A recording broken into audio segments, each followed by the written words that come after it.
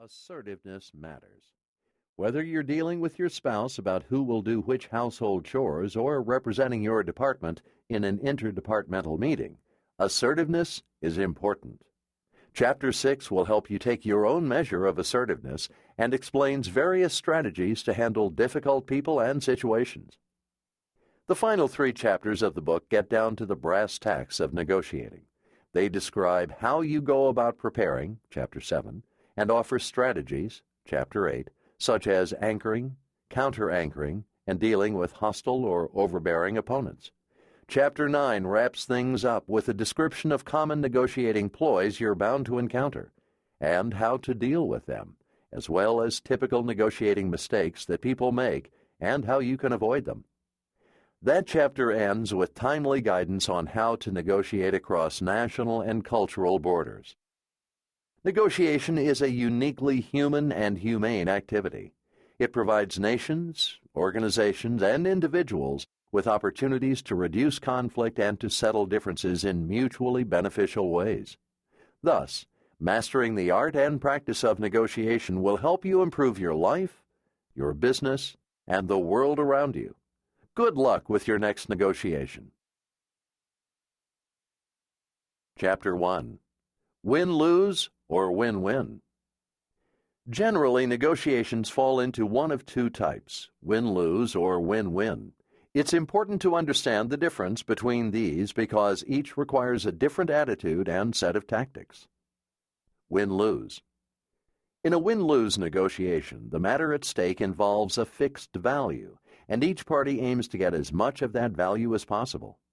Anything gained by one party is achieved at the expense of the other, which is why a win-lose situation is also known as a zero-sum game. People often use the example of a pie in explaining a win-lose situation.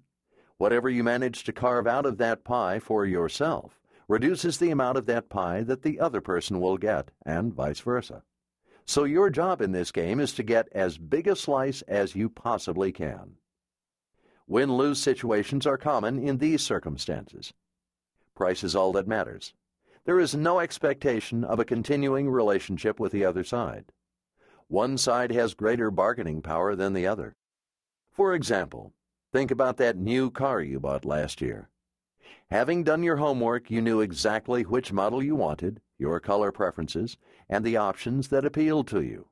A little research told you what price the different dealers were asking for that model, and thanks to some online research, you knew what those dealers paid for that model, dealer invoice price, and the different options.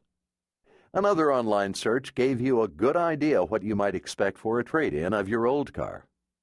Chances are that every dealer visit you made included some haggling about price, when the objective of the negotiation is a commodity-like product, such as a particular car model.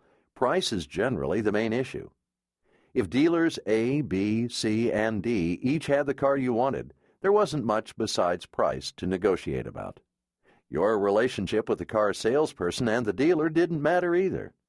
It was clear to you that the salesperson and his boss were trying to get as much out of the deal as possible, charging as much as they could for the car, trying to upsell you on expensive options you didn't want or need. For only $700, we can protect your investment by installing the patented Gotcha theft deterrent system. And lowballing the value of your trade-in. Our mechanic has found lots of problems with your car. So you weren't planning to do business with these people again. You were after the car. In win-lose deals, relationships don't matter. Simply put, your job was to come away with the greatest possible value, a win-lose proposition, and the salesperson was trying to do the same. Participants in win-lose negotiations perceive a fixed amount of value.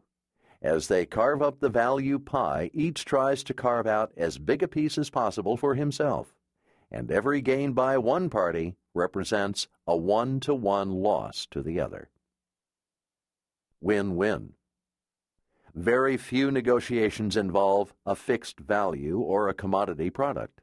There's generally at least one or more ways that the parties can alter the value of the deal or product or service at the heart of their negotiations, in effect, enlarging the pie. In these situations, price is only one